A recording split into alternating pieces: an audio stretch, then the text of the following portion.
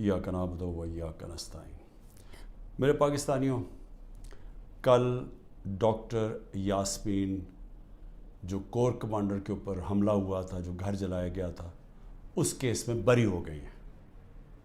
عدالت نے ان کو بے قصور قرار دے دیا گیا ہے۔ اب ڈاکٹر یاسمین ہماری سینٹرل پنجاب کی پریزیڈنٹ ہیں۔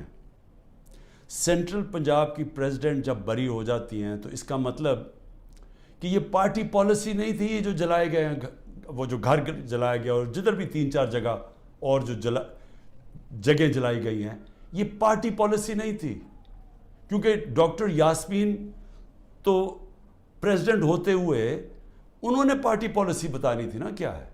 تو جب وہ بری ہو گئی اور وہ ان کی ویڈیو چل رہی ہے، یوٹیوب پہ چلے جائیں، وہ بار بار کہہ رہی ہیں کہ آپ نے اندر نہیں جانا، لاؤڈ سپیکر پہ کہہ رہی ہیں اندر نہیں جانا۔ تو اس سے اب آگے سوالات اٹھ جاتے ہیں کہ کیا یہ جو لوگوں کو اندر ڈالا گیا، 10,000 سے زیادہ لوگ جیلوں میں ہیں، کیا یہ ایک پری پلان ایک منصوبہ بنا ہوا تھا کہ اس کی آڑ لے کے یہ جو کور کمانڈر کا گھر ہے اور یہ جو اور جگہوں پہ آگے لگی ہیں، ان کی آڑ لے کے ساری پارٹی کو بین کرنا تھا؟ ساری پارٹی کے اوپر جس طرح کا اس وقت ظلم و تشدد کیا جا رہا ہے، کیا یہ پہلے سے پلان تھا؟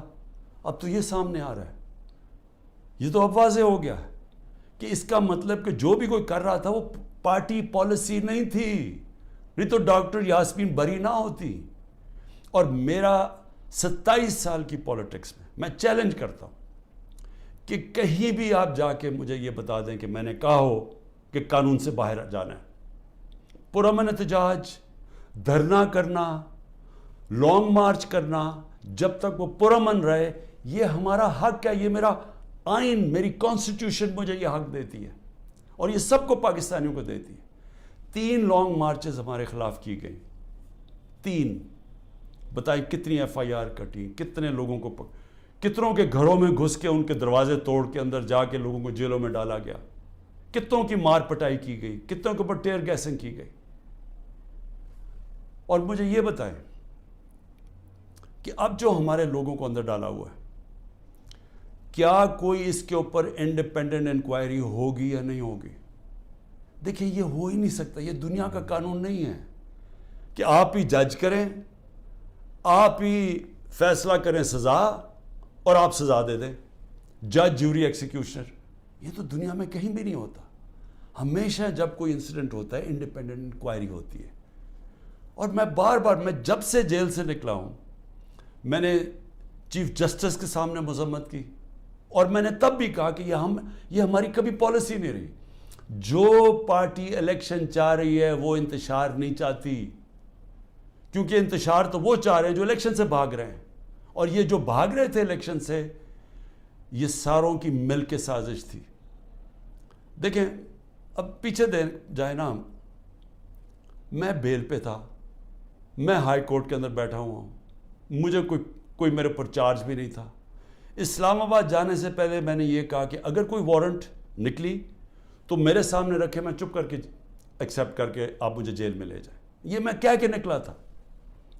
پھر کیا ضرورت تھی کہ اتنا بڑا ایک کمانڈو سٹائل حملہ ہوتا ہے، شیشے توڑتے ہیں، لوگوں کو ڈنڈے مارتے ہیں، جس طرح کے وہ بیچارے وہاں کام کرنے والے جو رجسٹری آفس میں تھے ان کو ماریں پڑتی ہیں، کمپیوٹر توڑ دیتے ہیں، شیشے توڑ دیتے ہیں، اور مجھے ایک دہشت گرد کی طرح پکڑ کے لے کے جاتے ہیں، جو اس کی ساری دنیا میں وہ چلی جاتی ہیں تصویریں۔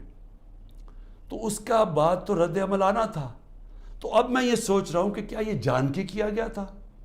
کیونکہ مجھے آرام سے بھی پکڑ سکتے تھے، مجھے پولیس بھی پکڑ سکتی تھی، میں ہائی کورٹ سے باہر نکلتا تب بھی پکڑ سکتے تھے، میرے ساتھ تو کوئی لوگ ہی نہیں تھے۔ تو کیا وہ سارا کچھ کرنا، وہ مار دھاڑ کرنا، کیا یہ منصوبے کا حصہ تھا؟ اور یقین کریں، جیسے ہی میں اندر گاڑی کے بیٹھا ہوں، جب انہوں پکڑ کے لے کے گئے، بڑی میرے سے تمیز سے باتیں ہوئی، کوئی میرے سے برا سلوک نہیں ہوا، وہاں سے لے کے نیب میں۔ تو کیا یہ دکھانے کے لیے سب کچھ تھا؟ جس کا رد عمل آیا اور وہ پہلے سے پلان کیا ہوا تھا یہ جو سب کچھ ہوا ہے. میں پھر سے کہتا ہوں کہ اگر سچ پہ پہنچنا ہے تو وہ صرف ایک طرح کہ ایک انڈیپینڈنٹ انکوائری کی جائے.